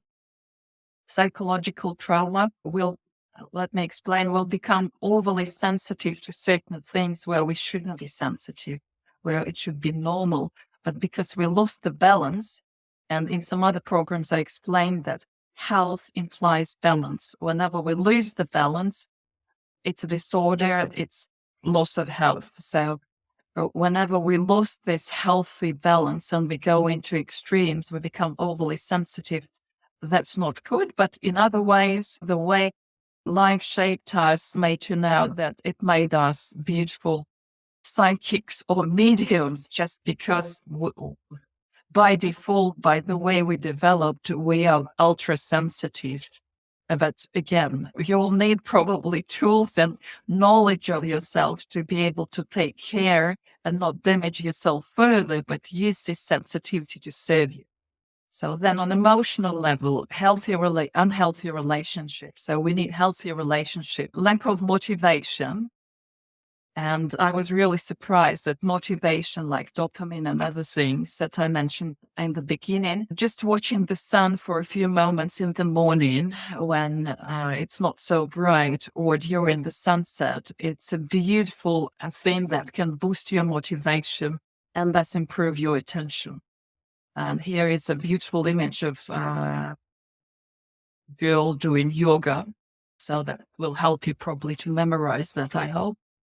The inability to manage emotions, yes. So just not knowing how to deal with emotions, that's why it's common in the present world. Conflicts with beliefs and expectations, yes. When something happens against our expectations these days, it might be a big drama. And again, expectations will be beta. And what beta is what we know about the world from our previous experience and general knowledge, but bigger It's definitely bigger than what we experience and what we know. So it should be balanced by theta. So then on mental level, it could be just general poor cognitive abilities, lack of self-awareness and understanding of how world operates, misunderstanding of this universal order, universal laws that all nature is supposed to follow. I call it truth, and we are distorting the truth. Then information overload, negative information, inability to control thoughts. So we may think that we have thoughts only. Thoughts is who I am. Thought defines me. We are so much more than thoughts and emotion, and even our rigid mental world is not all of it. What we know, it's not all that we are. And then we go further to spiritual level. Here I put doubt or lack of faith, materialistic focus, too stuck in beta, basically, absence of any of spiritual practice or ability to connect to this subtle world, subtle sources of energy, and no good examples of spiritual teachers, whoever we can follow. Hint was, while I was reading, I hope you made certain notes, if not literally, then in your mind, of what we all can do to improve our attention. And then the very last dessert for today, I called it implications of energy perspective, energy management tips and hints. In the very beginning, we said that attention involves three processes: perceive, process, respond. So if we look at attention as energy, we can look at it as we are conduits or transducers of life energy. So we receive, we channel, and we invest. And obviously, the quality of each stage of this energy processing cycle will directly reflect the quality of our life. The first two stages, receive and process. So the more energy you're able to receive and process, the richer your life will be, the bigger the scale of your thoughts, emotions, experiences will be accessible to you. And what do we want? We want our container wide open, voluminous, example, what we believe is real and we are ready to see or perceive should be really as big as possible. So if you believe in miracles, that's one of the ways, because miracle is something that goes beyond your current perspective. So keep stretching. And processing power, we really want high processing power. And to me, it was a revelation to discover that, if we look at everything in life as energy, negative emotions is also energy. So instead of looking at it from the negative side, because it's something undesirable and causes discomfort, we should find ways how we can digest it or recycle it into pure energy and still intake it, because that will become our life energy, the feed for us. And that's exactly how as kids operate, because kids, they are our biggest life energy investments on every level. And if you don't give them enough energy in general, they will go into negative behavior mode just to get more of your attention, because they simply need, it's a necessity, it's a survival need. So they'll drain your energy anyway. So my learning was, okay, I should give it positive way so I don't have to pay higher price in a negative way. Anyway, tips and hints for these stages. Minimize the distortion by setting our filters, perception filters or attitudes right, by seeing life as a learning playground, not seeing things as bad or good, just everything is good. And we are here to learn, not to be upset. Respect and welcome any form of life energy and be ready to embrace it. I just explained it through negative emotions example. Understand your limitations, acknowledging preconceptions, biases, expectations, fears towards what you are going to receive. Regularly update your maps of reality. Maps of reality, our values and our understanding of what is possible, right? It's our filters and attitudes. And then stage 3, which is invest, which is also critical important stage for the quality of life. the better we invest our energy, the less waste, the more conscious, more dividends or interest we will receive, more energy will come back and stimulate, motivate us. More energy coming back will also imply we'll become more conscious, more spiritual, simply more confident and able to face life challenges, and thus healthier and happier. So some tips and hints for where to invest, and it's a good reminder to me as well, because I'm not perfect. I'm always learning. Interaction with life in any form, nature, enthusiastic or energetic people full of life, not crazy people, but who run healthy, transfuse healthy life energy. Truth in whatever form is always self-fulfilling. Interaction with dead objects, fake ideas, goals, low energy people is always draining. Fighting with anything inside, any sort of inner conflict or outside, is also the biggest energy waste. And it is self-propelling activity. The more you fight, the more you invest into a conflict. It's good to elevate your energy and improve your state first before investing into anything else. It will save your energy by preventing mistakes and basically draining, putting yourself in the wrong activities and doing it the wrong way, the wrong things. And then the last and the most important, understanding that mastering attention or energy is actually the only thing that you should care about in life. It's becoming more alive because, again, I can give him a good example from family constellations where these days what most of people are preoccupied with, where can I take money, why money is not coming my way.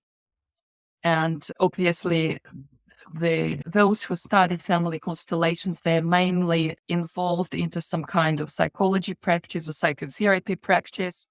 And it turns out that the more energy you have yourself, the more clients you will have, the more money will find its way to you. The more you will able, again, receive, process, invest and give. Eventually it will manifest on the physical level in some material form. Literally, whatever we look at, we talk about managing our energy. So that was it from my side for today. If you'd like more, because I have so much more to share, more exercises, and I was thinking of maybe running or trying, testing some of my exercises. And one day, I hope I'll come up with revised Awaken Mind training with more exercises based on this energy vision that I absolutely love. And check out our Mind Mirror Meditation Club, because there'll be another meeting devoted to forgiveness next Saturday. So there we go. I'll stop sharing. And if you have questions or if you would like to share anything you learned, any takeaways, please share now or send me an email. I'll be very happy to receive any feedback. Yes, I can see a hand. Who is this? Adrian. You're welcome. No, that was up during the talk. So that no longer applies. Okay. Well, And here's a new hand. Okay. yes. How would I say? Kai? Just kidding. Excuse me. Thanks. That was really awesome. Very involving and attention grabbing.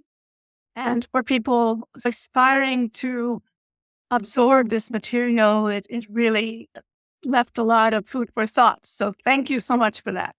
I have a few questions. Is this recording going to be available to us? Because I would love to review it. There was just so much detail.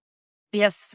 I always share the recording and I share the presentation because I know it's like my capacity, my container is huge and I tend to overload people. My apologies. You can always come back and there is a lot to think about. Yes, that's like I plant lots of seeds. I give lots of hints and exercises.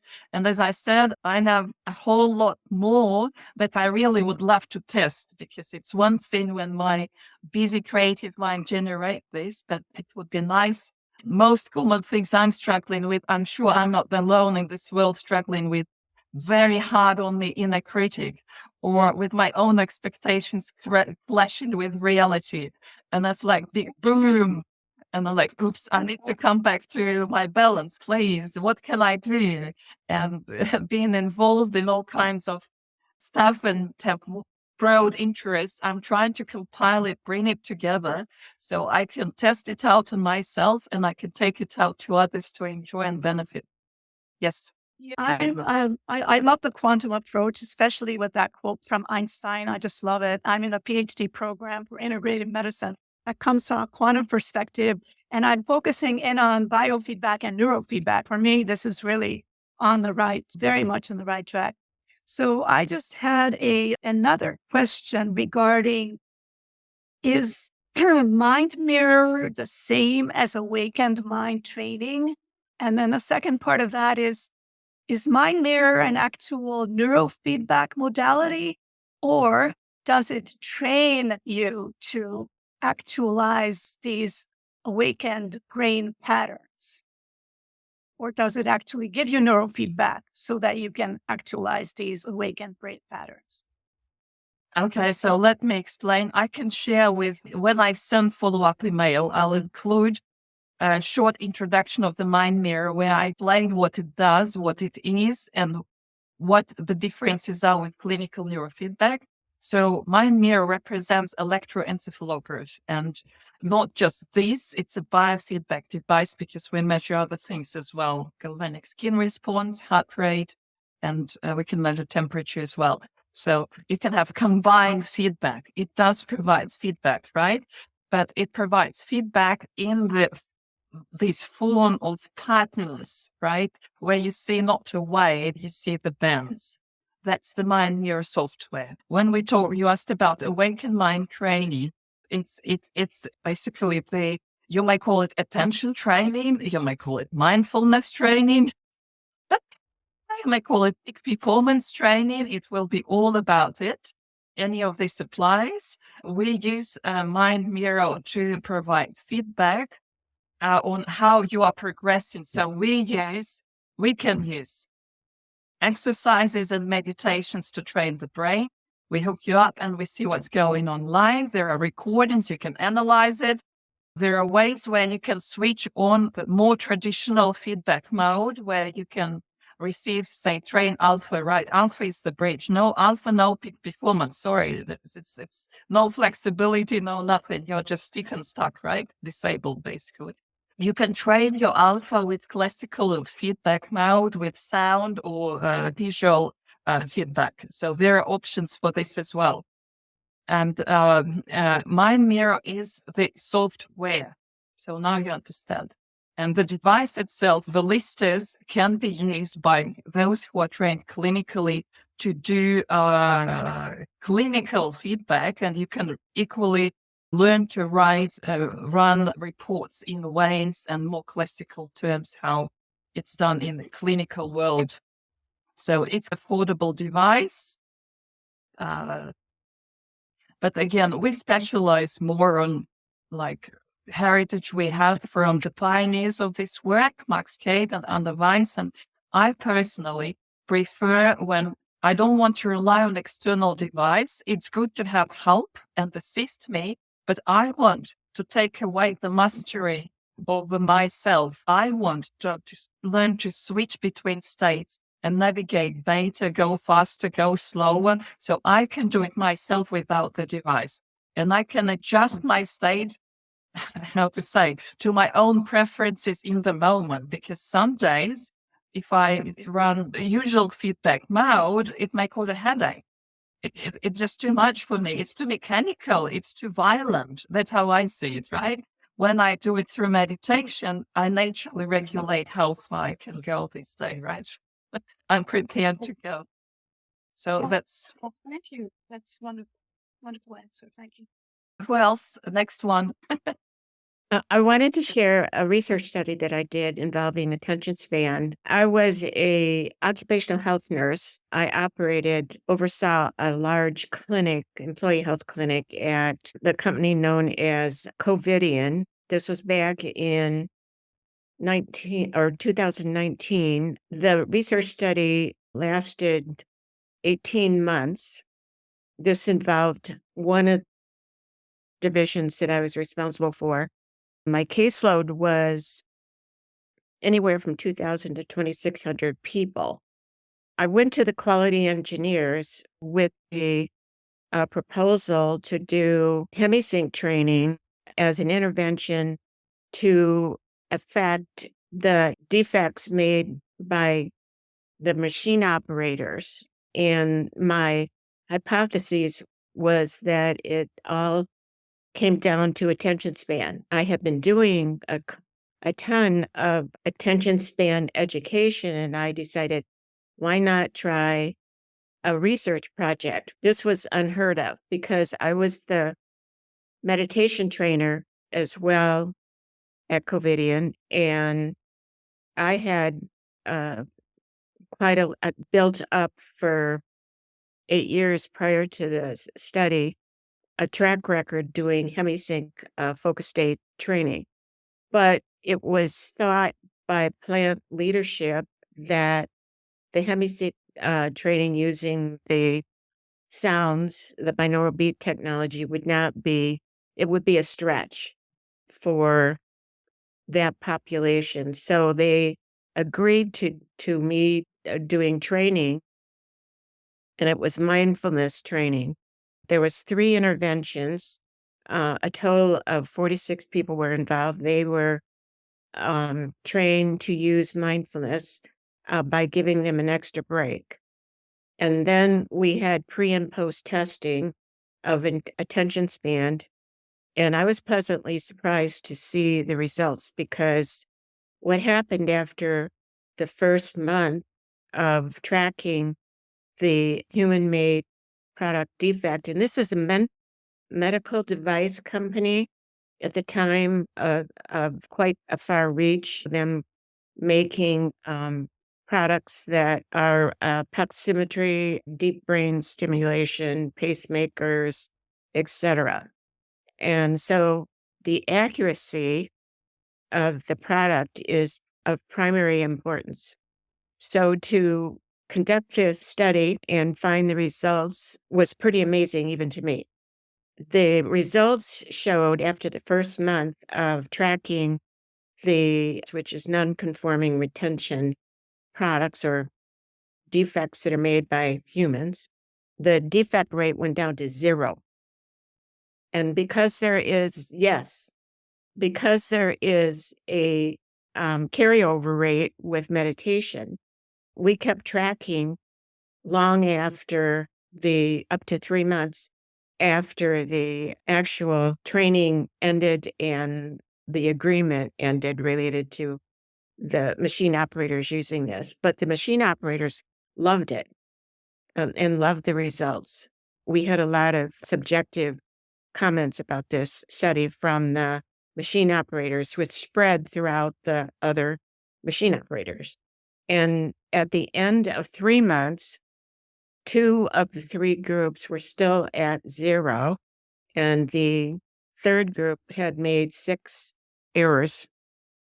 And I was just amazed, because I've been a Monroe Institute trainer for 30-some years. This was in the last chapter of my working life at Covidian, which was then bought out by Medtronic.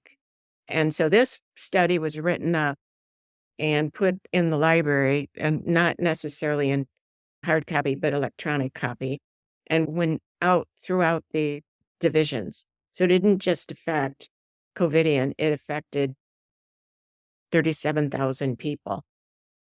And I was inundating with feedback related to that study.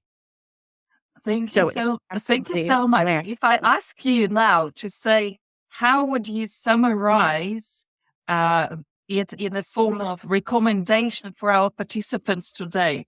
What was critical for improving the attention span and avoiding these errors?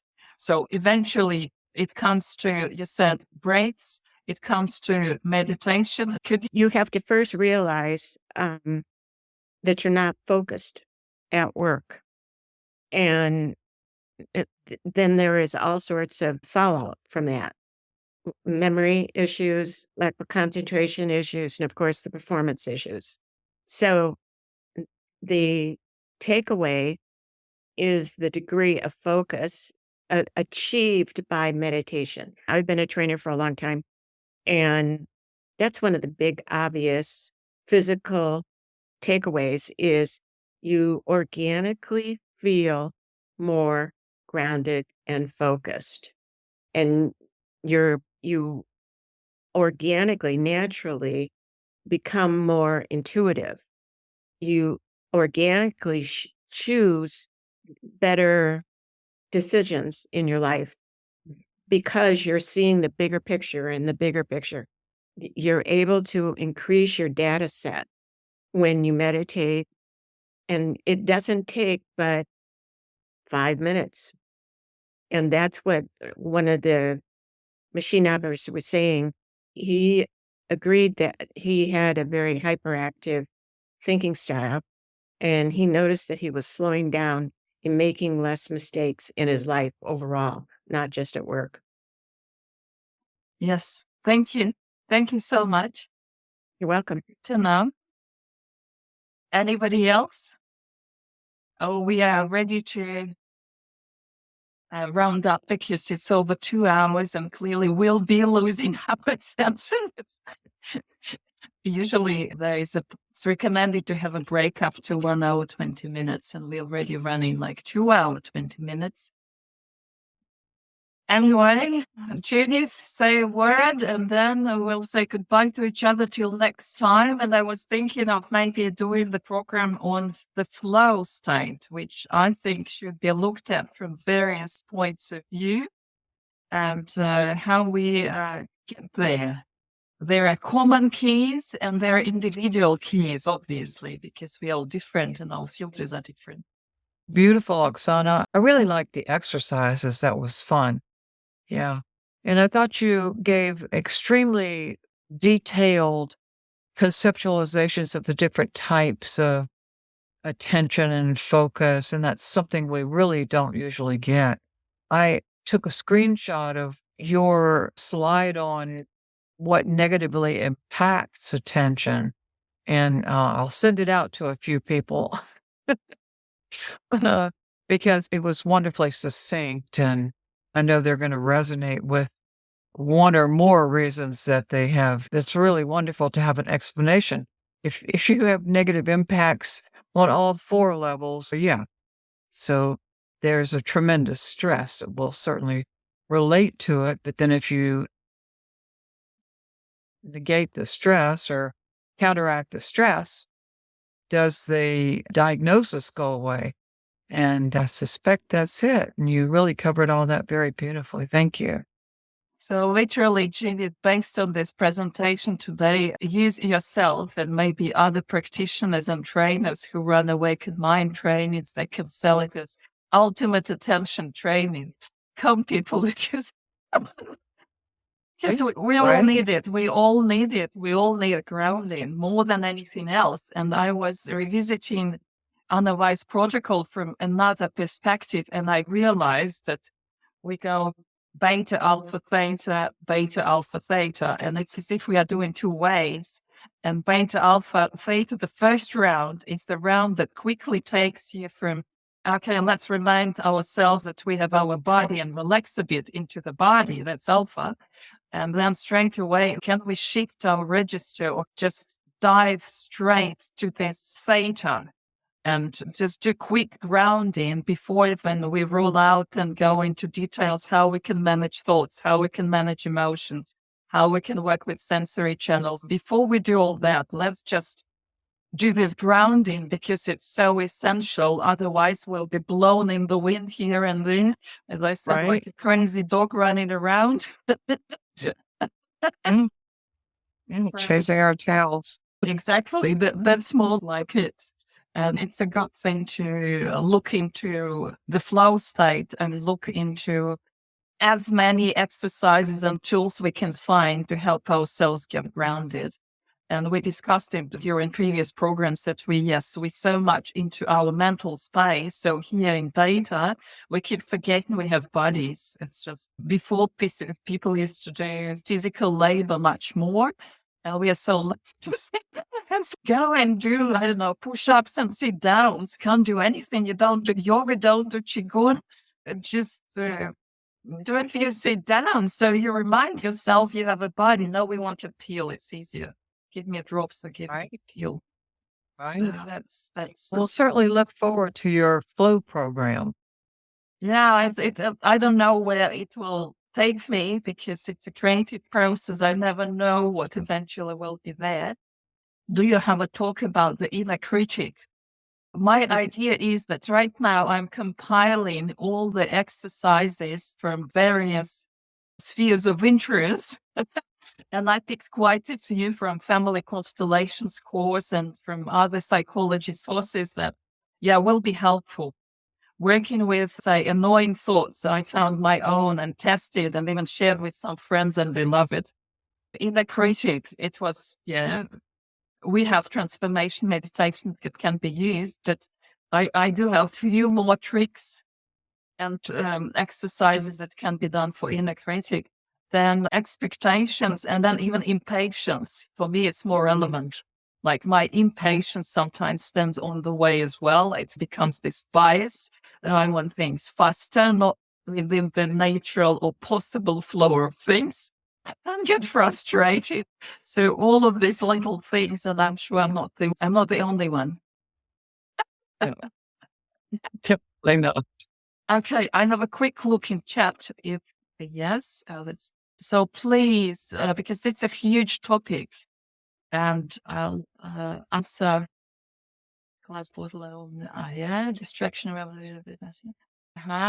Okay, I checked the chat. So please, I'll be very happy to get any feedback in any form. If you're interested in, I don't know, in the critic or any other topics related to any of these, alpha, beta, theta, we'll be thinking of the revisited awakened mind training, which is anyway good enough in the present form because it will improve your attention. Okay, thank you, everybody, and see you next time or even next Saturday if you are ready to join me in the meditation club. Thank you for Sounds your great. attention, for your patience, for your ears. Thank you. Bye.